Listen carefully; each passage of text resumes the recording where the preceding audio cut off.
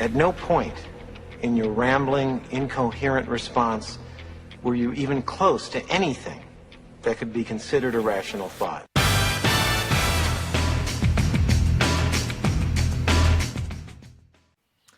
And we're going to have rational thoughts as we always do on the Author Brand Show. I just love that opening because it makes me laugh. Kind of like our guest today is going to make you laugh because we're going to talk about a subject which I don't know why it's taboo in the West. In the East, just kind of a good thing. But we're going to talk about your farts. That's right. We're going to talk about gas and how your gas changes throughout your life cycle. Now, why is this important? You're going to find out talking to our guest today. And it's not just about gas. We're going to get into the digestive system of our lives and how our gut health is obviously connected to a lot more than we thought just years ago. And our guest is no amateur. She's worked for the United States Navy, registered dietitian, so thank you for your service. And she's been for 10 years been a dietitian or longer working on this topic of basically women's health as it relates to the digestion code. So without further ado, welcome to our show today, Leslie Urbas. Leslie, how are you today? I am absolutely fabulous. Thank you. How about yourself? Great. So we're going to get to the gas question in a moment. First, I want to hear more about your background. I gave a thumbnail sketch on this. Give us a little about your background and how you got involved with in the health space. Yeah, so I'm a registered dietitian. I became a registered dietitian in 2009. And that's when I joined the Navy. Okay, hold on one second. Maybe this is going to stop. And she's a mom, folks, in case you're wondering. She's a full-time mom as well, so that's why it's important. So can you guys get dinner ready for me? I'll be there, okay. Bring them on the show, I always say. Yeah? You want to say hi? Show them what you're doing. You want to say hi? Here you go, you can wave. Hey, you're on the air. Yeah. 1 million people are watching you guys right now. I'm just joking, not that many. They can't hear 1 million, but that's funny. Okay. Yep. All right, can you go back inside, please? Okay? That's wonderful. You can take the whole thing with you, okay? All right, thank you. Anyways, so I am a mom, right? I became a mom in Jacksonville, but I joined the Navy in 2009 when I became a registered dietitian. It was my way of getting experience, to be honest. Yeah, and then after that, I actually worked for the government in the same position as a civilian, and I just really noticed a severe lack in education, right? There was only so much I could do, confined by the rules of a government agency, right? I have to be able to diagnose. I can only speak to the person. So when the person's coming in, but they need help with, you know, my husband's super skinny, I want to lose weight, and I've got these kids that are picky eaters. How do I put this together? And that really stemmed me down my journey of doing things on my own. But I truthfully became a dietitian for no other reason other than I wanted to learn how to make food work for me so I could, as I now help other women, stop hating myself skinny and just be skinny. I love that. That's surprising. That's a very common theme with entrepreneurs. It usually starts from an internal thing, what they want for themselves, and then they realize, wow, I can help others with this wisdom or experience. So I love that. So I'm sorry, I don't have a full body. But you used to be heavy? So not exactly, but when I was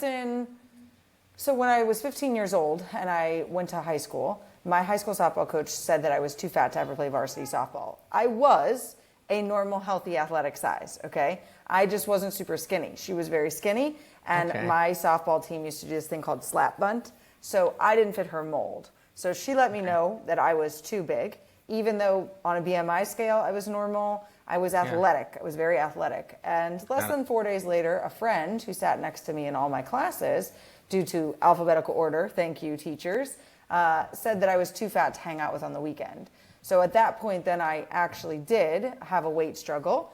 Through high school, I was the girl that tried every diet. I calorie counted, I portion controlled, I did Weight Watchers.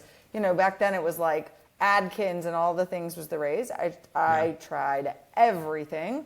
And I actually left high school heavier than the day I gave birth to both of my children. So dieting did not work for me. So that's why not go to school, become a dietitian, and actually learn how to get myself out of this, because I obviously was not doing well on my own. Wow. You know, this is such a fascinating topic. It seems like there's always new information or data on health and wellness. I'm like, why haven't we figured this out? It's 2025. It's kind of strange to me in a way. But my main question I want to start with is, you know, I study sociology and cultures and whatnot, and I think, tell me if I'm wrong, but doesn't really a lot depend on your heritage as well?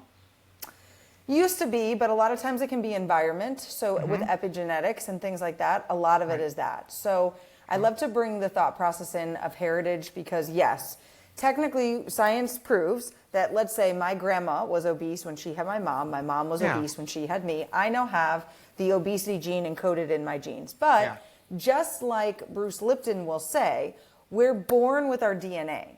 Now, let's say each one of our DNAs have cancer in it. We're not expressing cancer on the day we're born. We must call upon the programming, right? So I still have to call upon the obesity to have the obesity. And that comes through environment, right? So it can come through my mom always saying things like, oh, I could eat like that when I was your age, or that's terrible for you. If you eat that, you're going to turn out to be like Aunt so-and-so. Or my favorite, which is proven true in a lot of my family members, is I could eat like you until insert age, and each one of them would gain at that age once they process in their head, right? Oh my gosh, I'm this age. Mine wasn't weight, mine was gut health. My gut health changed as I processed. I was like, oh, I'm in my late 30s. Who even knew I was in my late 30s? Then literally like clockwork, 2 days later, I had this similar gut issues my mom and grandma told me so much about in their late 30s. And I was like, well, this is funny. So I had to do my own work again on myself, which repeatedly comes up because we're all told different things. So it has to do with environment and epigenetics as well as DNA. It's everything. That's a good point. My wife just turned 40 and she's like, what's happening now? I've been working out like a fiend for the past year or so and and eating well and nothing's changed. Like, well, you're 40. Okay. So let's talk about that because that's one of your focuses is focusing on midlife women when it comes to their health, specifically gut health.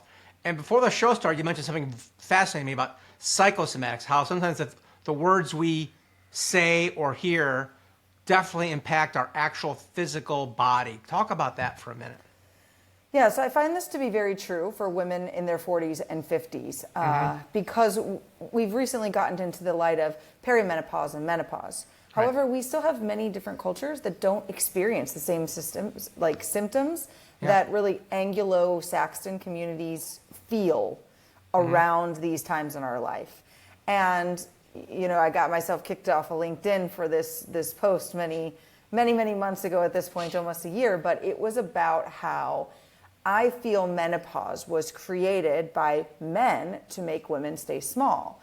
Because back in the day, come our 30s, 40s, 50s, the kids would be old enough. Now we had time, so we'd ask questions like, what are you doing? Well, I'd like to learn that, and I'd like to have this, right? So insert a whole bunch of terrible symptoms that would make us not want to work, right? You're going to cry at the drop of the hat. You're going to have sweating so bad. You're going to smell terrible. You're going to not be able to control yourself. You're going to gain weight. What woman, under these circumstances, wants to go stand in front of a bunch of men at work, right? So it was just my play. Not saying menopause doesn't exist. Our hormones shift, our periods stop, the end. It exists, for sure, right? But what I was saying is that what if we looked at this from a different light, from a more feminism approach, right? And I got kicked off of LinkedIn about it, but it's my thought process of if we could take and see that around now is actually when we're noticing that women actually develop a lot of gut health issues. We develop a lot of autoimmune diseases. We have created new diseases really in the past 50 years, and it's because we're not processing what's in our bodies, because women hold. And so when we were discussing the farts, why do women's farts start to smell more? Why? How much should we fart a day? All those things is because women truthfully do not want to release what's inside of them, even though they know they need to. We know we need to get angry. Some women know they need to divorce their husband. Some women know they need a new job. Some women know they were never meant to give their whole life to their kids, but felt obligated to, right? And so all of this being held inside of us, we don't allow our bodies to process. So we literally aren't voiding the way we should. We're not farting the way we should. We're not expressing ourselves like a man. It's funny because Mel Robbins talked about it in her Let Them book, but every woman expresses the same thing. What's the man's first thing when they do, when they wake up? They fart in the bed, and it's like, yeah, that's the way to start off the day, right? It's like, well, women don't do that. The majority of them do. I'm sure somewhere women do, right? Okay. But the majority of them don't, right? It's like, we fart like princesses. We don't make a noise, and then when it smells, it's like, okay, well, rose petals, yes. Right, exactly. But it's that piece in there, right? There's Yeah. so much that's happening. And because we're doing all that, we're making all these other symptoms that now, like perimenopause, if you look at it, there's like 50 to 80 symptoms. And it's like, but that's not all, it's not all related. It's not all related Nah, because it's also related to these other things that we're not processing. Yeah. Yeah. Oh my gosh. I watched that, you know that show Mythbusters? Yes. There was an episode, Do Pretty Women Fart? And they put this mechanism on this beautiful girl's booty, and they tracked her for a whole day because she said, I don't fart. And they had their meters on. They're like, oh, yeah, you do. It was kind of entertaining. So hilarious. women are holding in decades of anxiety and stress and stuff, and they finally are able to release it when they go through menopause. Like, okay, I'm done with this crap. I'm going to just let it out. So to speak. That's just the thing, they don't. That's why it manifests itself into these other things, right? Oh. Some women, it's just, so I'm noticing that the more we compact, the more then women start to release more farts because there's no, like, that just this is just in my little bit of what I've understood so far, right? So now we'll release more because we literally can't hold anymore. It's like a swimming pool, right? So we learn our parasympathetic, our nervous systems have a capacity, right? So we fill them up with all the balls. This is what women do, right? We fill them up with all the balls. There's legit no way we could fit another one in there. Okay? So then something has to come out. So we're leaking more, quote unquote, okay? We're releasing more, but we're not deflating a ball. It's just the newer stuff can't hold. So the newer stuff is being pushed out, right? For lack of better terms and thinking about your digestive system. But that's why I call what I say digestion codes, because it has to do with our digestion, which has to do with being skinny or not skinny or hating ourselves skinny, as well as how we're thinking up here. And we're digesting everything. When we're looking, we're digesting. When we're eating, we're digesting. When we're smelling, we're digesting. Right? Yeah, So digestion has much more than just like our digestive system to it. Interesting. So give me a story. I want to hear about like one of your toughest cases working with women who are working on their health and, you know, the biggest challenge they had and how you helped her overcome it. Yeah, I would really truthfully say that that's people that get bogged down into the words. And I'm going to kind of lump a couple of them together, but it's That's really fine. Yeah, no names, just an idea, right? Yeah, it's the bog down into the words of, I am perimenopausal. I am menopausal. I am this. You're not. You're just experiencing it, okay? And so a lot of times this can be linked into the fact that many of them were taught to hate their bodies from a young age. Like when they got their period, it was like, now you've got to worry about this thing until you get to the end of life. And so if you wear white shorts, make sure you always have things with you. Even bring a change of clothes, right? We're taught to hate our bodies. And then it's like, oh, you get to get pregnant, but then you never have your body again, right? And then if you miraculously get some time in between each one of these things, congratulations. But then you get this whole body change where your body's just completely against you, right? And so that becomes the thing. So when I'm so tied into, but I'm menopausal, so I'm 40, very much like you said earlier, I'm 40, so my body has to change. No, it doesn't. No, it doesn't. I'm 40, so my body can still do what it needs to do, right? My body can still build muscle. My body can still lose weight. My body can still heal. And so it's all the reprogramming. So my toughest client becomes the person who wants to stay in the I am. And I'll use one client in particular who was a chronic dieter, right? And I just posted about her today. She never minds me mentioning her, Cindy. She was actually 59 when we started. I want to say 58 or 59. My daughter was not even born, and she is 6. And it was like, I just want to get out of the dieting world, right? She chronically dieted. She had dieted for 30 years. When Cindy was on a diet, Cindy was 30 pounds down. When Cindy was off the diet, Cindy was 30 pounds up. For her whole entire life, right? She struggled with every single thing. And her and her husband divorced during this time, and all of these things that went on. And she finally just was like, okay, I just want to know everything.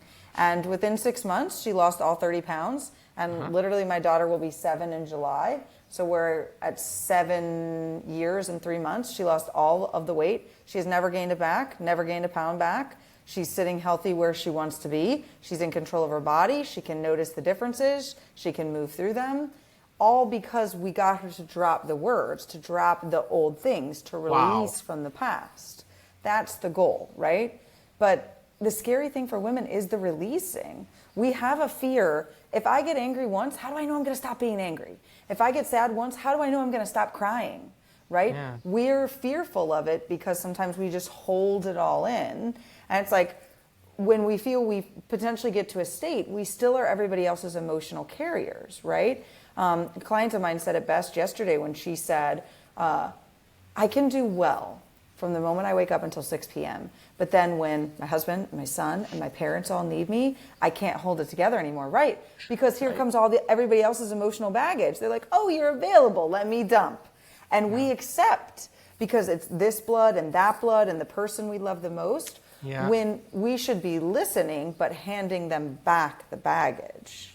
Right. Yeah. So, be empathetic, not sympathetic. Listen, but don't take it on yourself. I get that. Wow. So this woman, this example, she's lost the weight, kept it off, just from the words, just from reprogramming her thoughts, really? Really, yeah. I mean, so we did a couple of things with her diet changes. She did become a consistent exerciser, but no more than like 20 minutes a day. Sure. Really, truthfully. Nothing that she doesn't want to do. She's always chosen her own programs. Yep. And all that kind of stuff. But yes, it's all through rewiring. That's where my clients, like, I don't claim that I'm going to have you lose 35 pounds right away. No, of course people not, are no. like, I want to lose 35 pounds. I care so much about the scale. I'm like, I can't, I'm not the person that's going to help you. I can give you other people that will help you do that. I can help you stop hating yourself skinny and lose the weight. But I don't promise it comes in the first 3 months or 6 months. Yeah. It comes when you're ready to accept it. And then it becomes effortless. Then there is no weight gain again, right? There is no scale bouncing because you've let go. You've released that place of even the scale dictating your worth. I mean, I often explain to people, when you have to go weigh yourself on the scale, what happens in your body? Most women get tight, frustrated, anxious. Exactly. But nothing is happening. You're getting a number read, right? Right. We're taking all of the experiences, somebody calling us fat. Oh my gosh, this means I'm fat. Oh my gosh, what if I get bigger? What are people going to say? There's this huge thing. Whereas when we can release that and just make the scale like whatever it is. Now, I do teach one thing with the scale, and that is to only use your scale as your guide. So I even still inform women, when they go to the doctor, don't look at the doctor's scale. Turn around. Tell them you don't want to know their number, okay? I don't want to know your number because it's legitimately you're trying to compare a delicious Honeycrisp apple to like a half-bitten Granny Smith apple from yesterday. You're not comparing, Right. So it's really helpful when people can see that. You can't compare your doctor's scale at 3 p.m. in the afternoon to the weight you're taking for yourself at home. So. Yeah, I read somewhere that you're so spot on about the mindset and belief systems, because if you think like a healthy person, you are going to change some bad habits because you're not thinking like the old person who was going to take a donut to soothe themselves. If you think and act like a healthy person, they'll go take a run instead of the donut. So it's not really a diet, it's more of a mindset that controls what you do and what you put in your body. Is that about right? Yeah, and I would actually say you still might choose the donut, but you're aware that you're choosing the donut. Like, that's the key. So every food is allowed for every one of my clients. I will never take a food off. If you ask me what to eat, not to eat, I'm never going to do that for you, okay? Yeah. Now, some people need to follow a particular diet for a period of time to go from I've been so particular about everything to getting themselves down to being more loosey-goosey, to go from, here to here is scary for them, right? Sure. But one of the things I teach about food is that there is no bad food, okay? The bad food gets bad when you say it's bad. The donut's bad. The donut's a fat pill. My dad and I used to joke when I was a kid, the donut's a fat pill, right? So I had to rewire the donut's not a fat pill. A donut is a donut. It has carbohydrates and it has fat. I need carbohydrates and fat. Some days I choose to eat the donut. Other days I'm like, no. If I want Krispy Kreme, I want it hot now. I don't want the day-old Krispy Kreme donut. Right? You want that, right? I don't want this donut that has tons of icing on it or shoved with icing in the middle. It's not my thing, right? But if you give me that cute little one with all the sprinkles on top, I'll have a bite or two. But I might not finish it. But I'm choosing. So when you can bring into the awareness, I'm stressed, I'm anxious, I'm worried, I'm whatever, and I know that I want to go eat whatever. As long as you bring that in and you say, okay, am I going to choose to eat it or am I going to choose differently?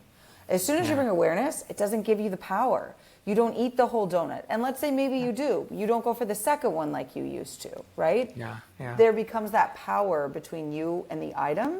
And it's no longer, I ate the whole thing of Oreos. It's... Right. Wow, that's hard. Yeah, I know, right? That's Oreos difficult. are addicting, man. I think they put crack in those things because it's hard to eat just one or two. I forget. I think it's something like 13 million or 21 million Oreos are made a year or something. I forget. I heard it one year on the radio, and I was like, that is absolutely it's hard crazy. to have those I in don't my even house. think I had an Oreo. I can't have just one of those. I need to have, and those small packets don't help because I go through a small packet and I look for the second packet. So it doesn't, that repackaging doesn't really serve me because, anyway, that's just my issue. So, all right, I love this line of thinking. So when people work with you, how do they get a hold of you, number one? Just go ahead and do the shameless plug here and how they can work with you. I know you're in Spain, but you actually do a lot of virtual training and coaching. I've always done virtual just because we move. Yeah. But yes, I have a do-it-yourself course. So some people just want to do it and plug and chug it themselves. I have a mastermind that people can join that's all women, or I have one-to-ones. And that's where some people do resonate with me when they're a male. I do that, but it's always in a one-to-one because the space is held for women in the mastermind. Makes sense, yeah. But yeah, whichever way you like to do it, those are my top 3 for people to uncover more. How do they get a hold of you? Great question. You can email me at leslieUrbas.com. Since my name is right there, that's probably the easiest way to do it. Right down the show notes right here, guys. You can see it there, Or you can go to any social media platform, and there's really only me and somebody else. And typically I will have bright pink or blue on, so you can't miss me. I love it. So let's wrap up with some tips, some takeaways, what someone can do, whether they contact you or not. We want to give them something they can actually do for themselves right now as they're watching this. What can they do today to do a slight mind shift or attitude or belief system? Give us your best stuff. Yeah. So the first thing is always that, right? Don't say a food is good or bad. I want you to change it to all food has nutrition. It's just some food has more and some food has less. Okay? So as soon as we can start to tell ourselves that we're just eating nutrition and some variability, we actually change the way food communicates in our body. We will drop the stress load just even eating food. I get it. Everybody gets busy. Everybody eats fast food. Everybody eats something terrible for you. But if you can just understand that piece, you'll drop the cortisol, you'll drop the stress in your body while you're eating, and your body will metabolize. Okay? Wow. Right. Yeah. Simple, right? Number 1. Number 2 is, if you feel like that doesn't do enough for you, okay, I'm not able to de-stress, I encourage deep belly breathing. So that's where you inhale through your nose and you push your belly out like you're pregnant or a Santa Claus, and then you exhale, bringing your belly back in. Okay? Right. I like to do 4 or 8 counts both ways. So inhaling for 4, exhaling for 4. And I like to repeat it anywhere from 3 to 6 times. Do that before you eat, and you'll regulate and pull your vagus nerve back online, and you'll be able to digest more easily. Then you might see some little changes in your farts as well there, as well as just changes in the fact that you've dropped your stress and you dropped the cortisol, so your body can start to metabolize, process faster, less of that hard rock feeling, or less of that, why did I eat that? And then the last thing I really have people do is to start to analyze just over one day at the end of the day or one day in the beginning of the next day. Just write down everything that you ate. And then as you say it aloud in your head, I want you to hear the voice inside that says bad or good, bad or good, bad or good, bad or good. Just hear it. Don't say it. Just listen to what. Okay. Because most of us, if we've been on some sort of diet in the past or have paid attention to our food, hear bad, bad, bad, bad, bad, bad. So you're literally telling your body, food is bad for me. It doesn't matter what it is. Then you're going to get the results you don't want. You're going to get weight gain. You're going to get issues with your health. Your insides are going to say, well, I'm eating something that's bad for me. Mind-gut connection is real. And so once I have this connection of, well, this is bad for me, you could be eating the healthiest salad with the lightest dressing and absolutely nothing on it, and it doesn't matter because the overall feeling is that food is bad for me, and thus we get the results we don't want.